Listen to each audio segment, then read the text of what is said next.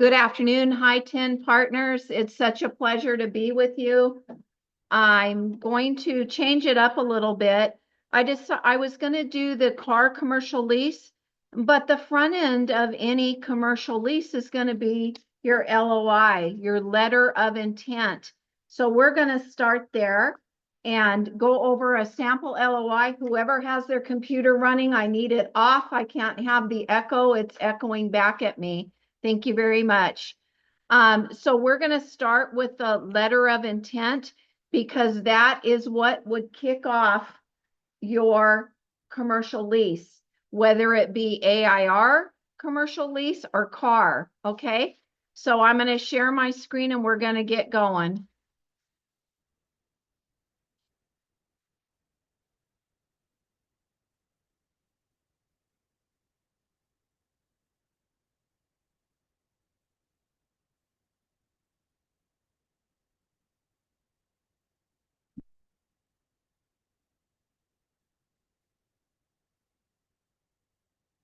Okay, so whoever just came in, there are handouts. So we're going to get going. I need the computer off that is echoing my voice, please. I can't even hardly hear myself. It's echoing back on me. Okay, so let's get started. So in any commercial lease, it's going to start with a letter of intent generally. So I decided that we would start with the letter of intent, and I have this sample one that I've prepared that I'm happy to e-blast out after the class. Thank you very much. After the class, if you need some type of format. Of course, you would want to put this on a letterhead. If you need a commercial letterhead, we do have a generic one I can also e-blast out. And when you begin working with somebody, I would like you to have your agency disclosure fully executed with them, okay? Because you are working. Now you are submitting a letter of intent for them. So let's get our agency in place, okay? So we're going to start at the top. It's going to be dated, lesser name and address, the address of the unit. You're going to put here in reference to, and it's called a letter of intent. And you can put in parens LOI because a lot of people call it LOI for short.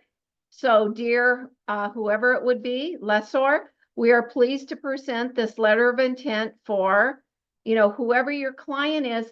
Give them a little bit of background. If you don't have a resume attached to this LOI, give them a little background. Tell them how many years of experience they have in this type of business that they're seeking to lease this unit for, or if they're new, let the lessor know a little bit about the client. Give them some information so they can make their decision. I think it's good if they have a small paragraph or a little resume attached about themselves. That's great. If they don't, you can go ahead and do that here. Okay? Okay, so Christine Finn just asked about the application. So we have that covered back in the LOI. So I'll show you where we will normally do it. Okay? But yes, we do have an application. But just a little bit of background and then, like you said. Yeah, a little background of the applicant. You're going to want to put in the top paragraph so they kind of get a little feel for them. We generally will put that they've these are experienced operators, been in business 12 years. This will be their second branch or whatever the case may be. Okay. So please see the following terms and conditions offered. So you're going to put, and I use lessor and lessee because in the commercial world, we need to get used to those terms, right? So the lessee is the tenant. So you're going to put the name of the tenant here. The business use, very important. You want to make sure that you encompass all of their usage. Maybe you could put retail store specializing in or selling, but make sure that you do outline what their business use is going to be. It may be that you're leasing a general office. Maybe you're leasing in an office building and it's a general office. Premise, put the full address, including city, state, zip. I like the full address here, okay? The unit square footage. Always have a plus or minus or approximately. put the square foot here because unless it's, you know, been measured and all that, or you've measured it, it is always going to be approximate because as we discussed in other training classes, city may have a different square footage. They may have a different square footage from an appraiser that measured it. So we always want to make the square footage an approximate, okay? The term, how many years are they seeking to lease this space? You want to make sure you have that there. Option, are they seeking an option? Do they want to have a 2-year option or a 5-year option? So if their term is 5 years, maybe they want another 5-year option or they want a 3-year option. That's entirely up to the client. Okay. And you usually, it'll be outlined in the lease, but I just wrote notice shall be provided 4 months prior to written notice of its intent to exercise the option and ask for lease. Because it's going to usually, well, AIR will completely outline how you execute on an option. Okay. Lease commencement date. So maybe, okay, we wrote this in May. Maybe they're looking to commence this lease June 1st. So you need to put your lease commencement date. Why is there a rent commencement date? Maybe there's some rental abatement. So let's say lease commencement is June 1, but we asked for 3 months of rental abatement free rent. So it's going to be June, July, August. September 1st would be, in this scenario, when your rent would commence. When I wrote this, I was writing it for somebody that was on a smaller unit. So you can see my notes to that agent. I said on smaller units, probably not. You know, they're probably like a small office. There's probably not going to be free rent, but it's up to the lessor. The rental rate, how much is this per square foot? I like to express it in cost per square foot. And in parens, I will put the full monthly rate. So I will calculate it, okay? So if this is has a CAM fee, you're going to express the CAM fee as a cost per square foot, if that is the case. Now, if it's a modified gross, you're not going to have a CAM fee. I do have a list of your top commercial type lease types that I'm going to share with you next, and I can e-blast that all to you. So you're going to have these filled in. Rental abatement. That's how we call it, rental abatement. So if there is the free rent, fill in the time frame here along with the dates. 3 months rental abatements for the period of June 1st, 2025 through August 31st, 2025. So be very explicit in your comments. The annual increases. You're recording this? Yes, it's recorded. The annual increases, that's really up to the lessor for the purposes of this. I put 3% annually. If you are representing a tenant, you may not address it, or you may, because you may want to try to cap it. But I'll leave that up to you, or leave it out. However, the lessor will generally counter in the annual increase they're going to desire, okay? So annual increase, it could be 3%, 5%, whatever, you know, the lessor decides, and that you can agree on. Security deposit, it's generally what I should have put here, but I have it at the back. It's subject to lessee's application and credit report. And then equal, you know, you could just put that, but you could put subject to there, or you could put equal to 2 months of base rent plus triple net fee. We normally put something in, because I have another comment at the bottom about the credit application.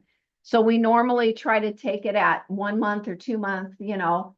If it's a large warehouse and let's say the rent's $30,000 a month, they may want to only, you know, come up with equal to 1 month, okay? But on smaller units, generally what the lessors that we've been working for, they're looking for 2 months plus the 2-month CAM fee, okay? So that brings me back to one other point I should have mentioned. Annual increases. What's missing? There's something missing here. 3% annually, including camp fee. So you're going to try to cap them out on their camp fee. So on rental abatement, 3% annually, comma, including camp fee. So that brings a cap onto the camp fee. Will the lessor agree? I don't know, but you can put your wishes in your letter of intent. It's a non-binding document. What is that, including what? Is that 3% plus including what? Plus, okay, including the camp fee, annual increase. Oh, Or you can call the title annual base rent and camp fee increases 3%. if you're, the security deposit, all you have to give 2 months or 2 days. It's to be determined. If you're representing the lessee or the tenant, we usually try to put in our desire. Maybe we want 1 month, maybe they only want to do 2, but the lessor's agent will counter you back because it's going to be subject to the review of their full application package. But this is our desires. This is our wishes and desires, right? So we're working with the lessee. So we're going, okay, this is what we desire because this is non-binding anyway. So you're putting your desires out, and I'll show you at the bottom the clause we put to make it non-binding. Okay. So what's a camp fee? Common area maintenance, and it'll be, Oh. I have a list. I'll show you. Okay. Utilities. This is an important one. We always need to include this. The lessee shall pay for all utilities to the unit, including water, or in a lot of your projects, the water is included in the camp fee. So you need to find out, is it included in the camp fee if it happens to be a triple net, or is it not? And the lessee will be responsible. You always want to cover this for Wi-Fi and internet if they so desire, because not every lessor has the whole property set up where they're, that's reaching to every unit, okay? Building maintenance. Lessor to maintain or replace if necessary. Roof, exterior walls. The HVAC capital component shall be warranted by the lessor for a period of 1 year from the lease commencement date. I don't know why I put capital components. I would probably just put the HVAC shall be warranted for 1 year. Now, the lessor will probably counter that back. Maybe they only want to warranty that for 6 months. Your job as the agent as well for the due diligence for your client is to ask how old that HVAC is. Ask the tonnage, make sure you understand the age. Has it been regularly maintained? You want to find out because that's a big expenditure, okay? Lessee shall keep the interior of the premise in good condition and repair, including all windows, doors, and plate glass. Okay? Condition of the space, as is, where is condition, or whatever, you decide to put in there. Tenant improvement funds, what are those? We call them TIs. That is a cost per square foot that you would seek from the lessor to improve the unit. But those improvements are not your carpet, not your paint. It's stuff that would upgrade that unit that will survive that tenancy, generally speaking. But anything's negotiable. So sometimes you'll see $10 per square foot, $15, $20, but it depends on what you're showing, the condition of the unit. So if you're a restaurant unit, maybe they're going to ask for tenant improvements, even if it came with some equipment. Maybe the equipment needs to be updated or it's not all working, things like that. So it depends on what you're leasing. You can ask for tenant improvement funds. Okay. And you have to express it as in this example, $15 per square foot. Okay. So make sure you put the per square foot. Parking. I always like to include this because we don't want any misnomers that there's reserved parking for units if there's not. So you always want to let everybody know that everybody understands it's first come, first serve if that's the case. Okay? So you always want to cover your parking in your LOI. If there are reserved space, then of course you're going to put those in. Signage. You always want to cover signage that the lessee has the right to exterior signage at their sole expense for signs and installation, and it needs to conform with the lessor's sign policy, but I would put comma and any other government agencies as necessary, because maybe a city, county has some sign requirements, which most of them do. So I would probably comma that and put and any other governmental agency as necessary. So what does that do? That alerts your client to be checking on the signage.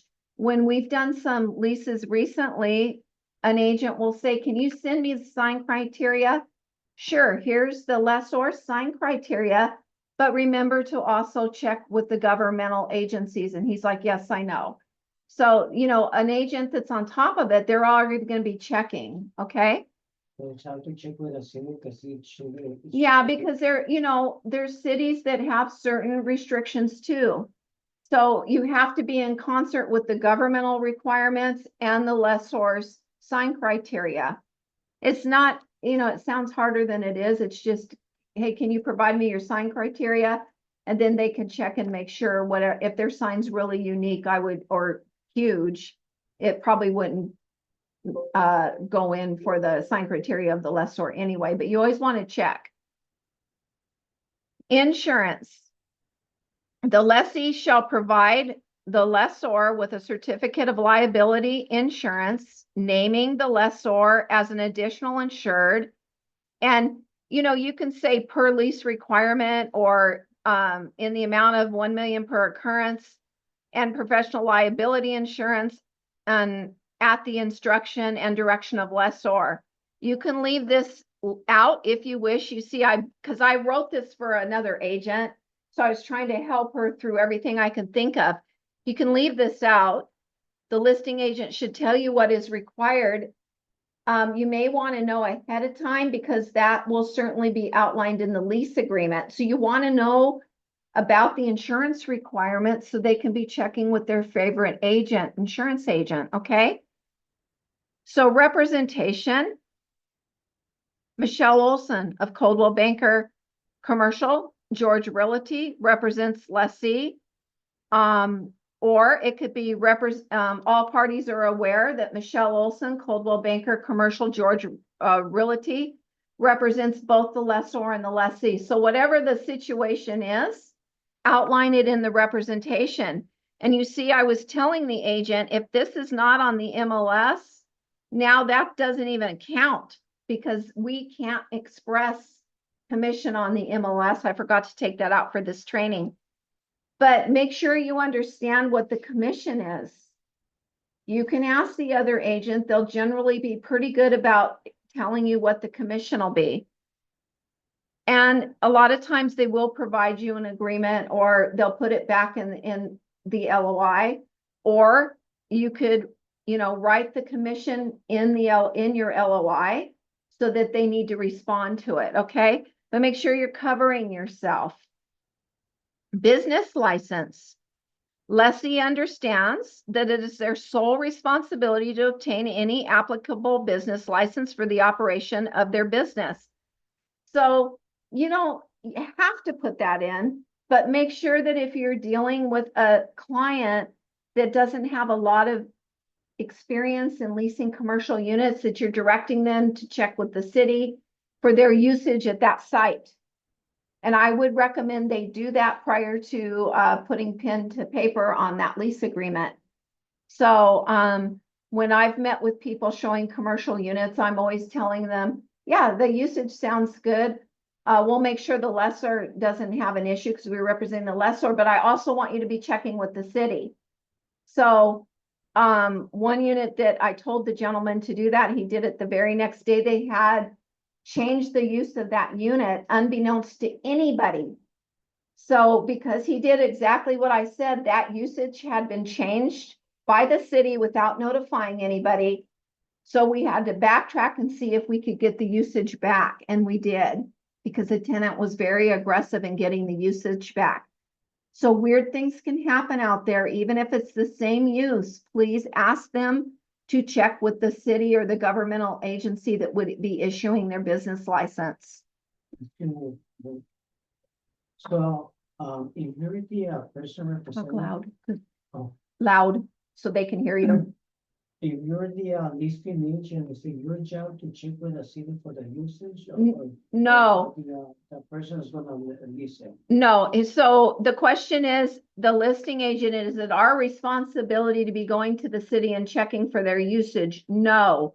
When I see them verbally and hand them a brochure, and I'll say, oh, we'll check with the lessor, you know, make sure the use is fine, but please go check with the city and make sure it's okay for your business license. So I just verbally tell them.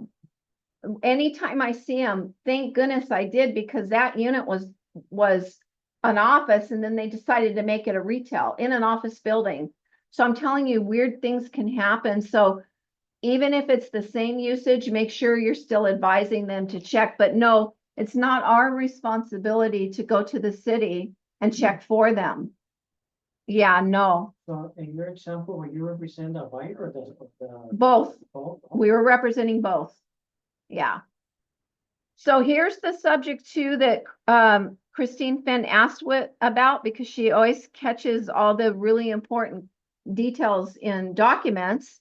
The lessee, it's subject to the tenant providing the lessor with a full application, including a non-refundable fee of whatever amount it is. I don't know, but you put a dollar amount in there for credit report for the guarantor, which shall be paid via Venmo. I think I did this because they were doing it that way. I was helping an agent, but most lessors aren't going to be taking a Venmo. You know, that is up to the lessor, not up to us. But so lessee providing lessor with a full application, including a non-refundable fee for credit report. In this case, they're only looking at the guarantor. I think if I didn't put guarantor up at the top, add yourself a line, put guarantor in case there is one, and please put the name. Put guarantor and the name of the guarantor. When you have a guarantor, you need to collect an application package, not only on the tenant, but a full application package, including the fee for the credit report on the guarantor, if that's the case, if there is a guarantor.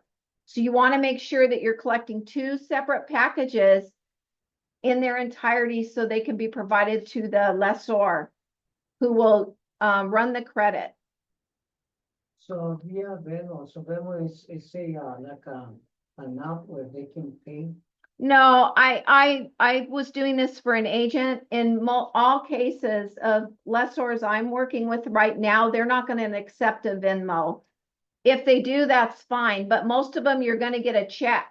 So if I need a check from them, I'm going to put via check made payable to. I'm even going to be that detailed so that they know who to make the check to. Okay. Sometimes the lessor will run without the check. They'll run the credit. Sometimes they'll wait.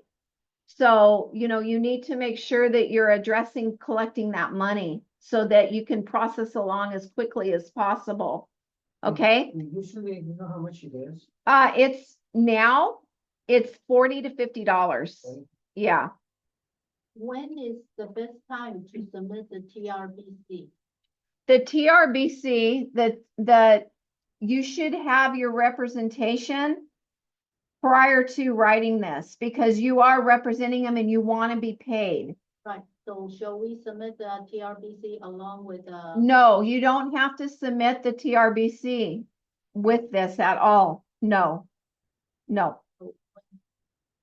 Well, the landlords that I've been working with lately, they're not requesting it, but what they are doing is they're following track of who was on that LOI. So you always have to put your representation on the LOI, because that is the kickoff of anything with them. So they're going to follow it all the way through to the lease. And in their lease agreement, if you're not using car, but in the lease agreement, they're even going to have a representation box of who's representing who. Yeah. Yeah. So in answer to your question, we have not submitted TRBCs. We hold them, but we have not had to submit them. If they request them, sure. But make sure you do that. We're in a different era now of having to have representation. So if you do a TRBC, there is a box that you can check on that TRBC that says the tenant's not responsible for the compensation. But I'll leave that to you, because if the lessor decides not to pay or whatever, you don't have recourse to ask the tenant to pay. So, these are things you need to be thinking about. And that's on the car form TRBC.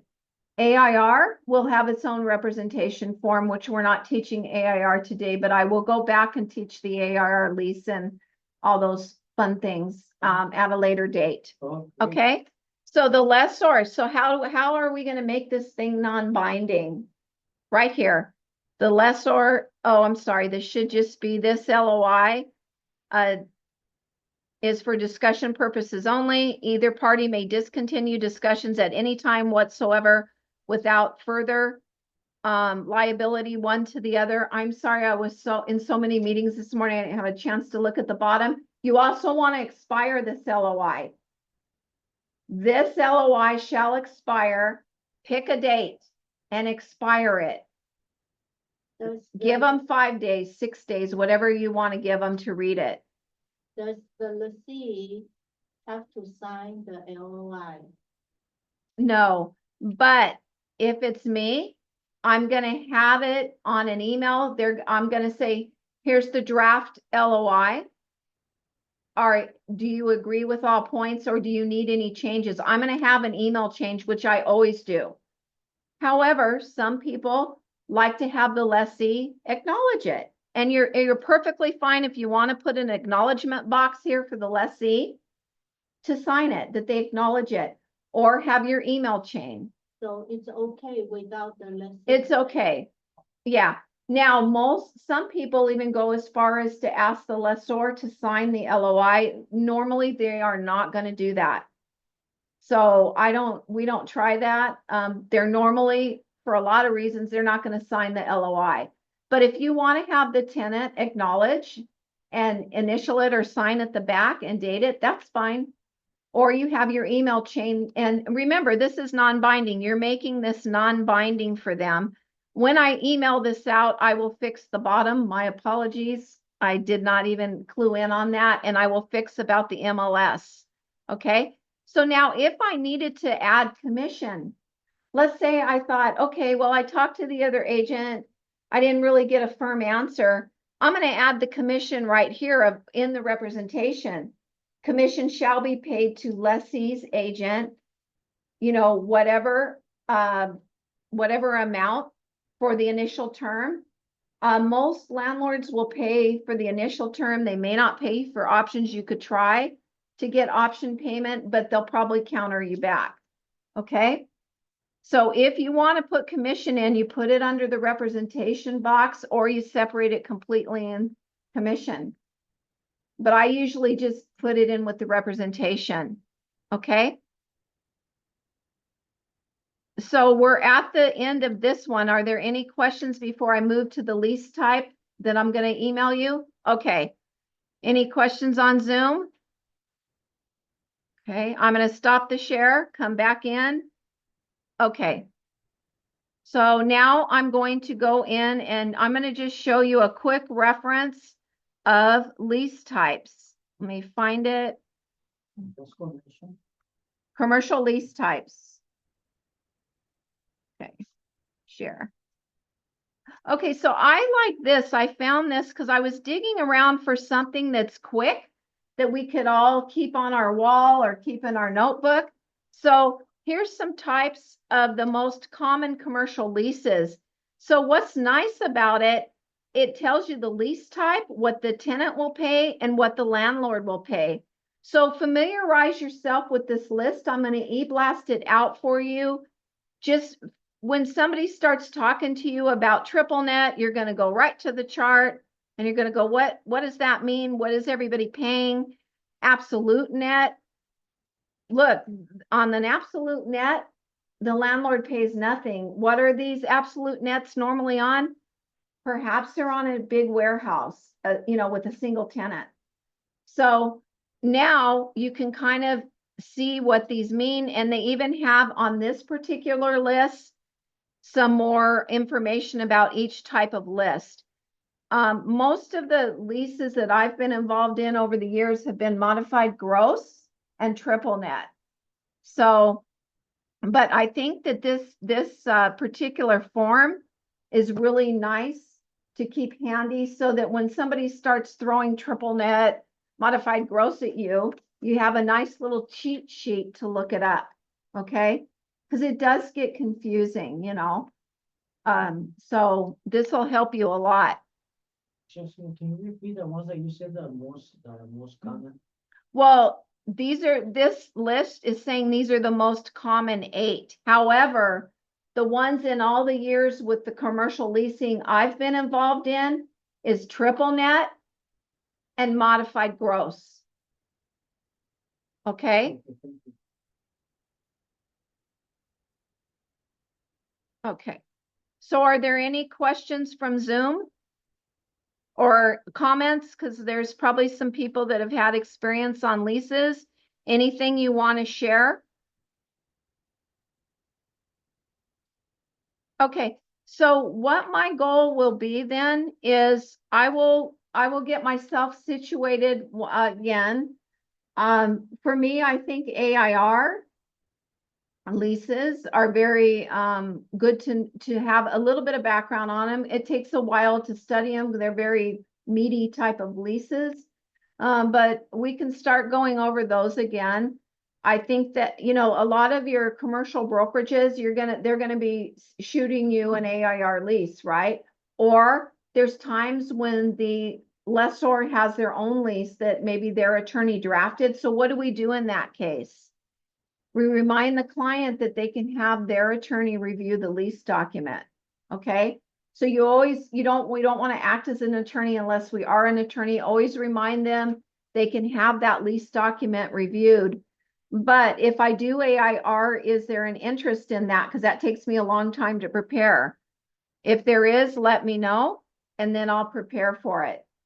That will be fair because it seems like most commercial workers don't like to use like that. Yeah, you're right. So what Oscar said is what he's experiencing is most of the commercial brokers have been using AIR versus the car commercial lease. Maybe for small offices, it might be different, but yeah, we can get ready and go over that. It might take me a month or two, maybe in a month, and I'll get ready to make sure that I can speak it properly because there's a lot of pages. Okay. And then, so are there any questions?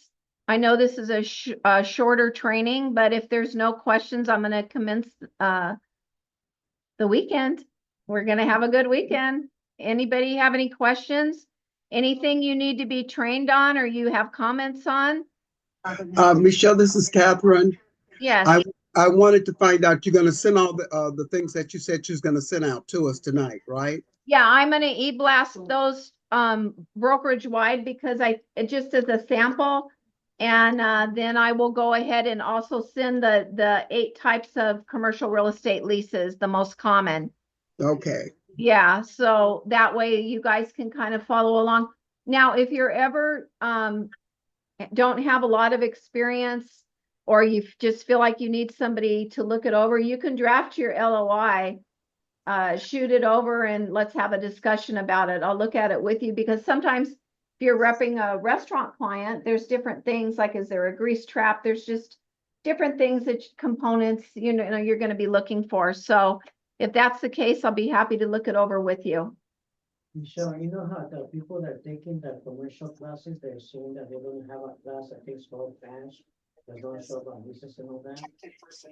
You know, if, it's Yeah. for everybody, or just for the people. Oh, okay, what the question is there, those of us that are taking those commercial classes, there's gonna be a lease class, you said? I'm sorry, I didn't notice that, but I will find out and answer I you. think it's called badge. Called badge. Okay, I'll find out for those of us that are in the commercial classes. Okay? Wait a minute, what kind of class will it be, Michelle? Oscar said he saw something for those of us in the commercial classes that there's a lease class coming up, but he wasn't sure if it was open to everybody. I didn't see that, so I can't answer it. but I talked to the guy this morning because I let him know that I had missed one class and I had been in the hospital. But anyway, to make a long story short, he said, hold off because they're gonna have one in a couple of months where you'll get more. If asked him was it worth for $99? Asked him if the price was $99. Is that on commercial leases, Catherine? I think so. He's gonna have more things on that and he's Okay, gonna charge you one fee of $99. He told us to hold off because I Okay. had a problem trying to register for it. okay, Supposed to be Okay. in the 14 of this. okay. I'll find out too. Thank you so much, everybody. And thank you, Catherine. And I hope you all have a wonderful weekend. If you need any help on anything or feel like some other type of training would be beneficial, shoot me an email. We're always happy to accommodate that. So I wish you a very beautiful weekend, and it's always my honor to be here with you. Thank you very much. Okay.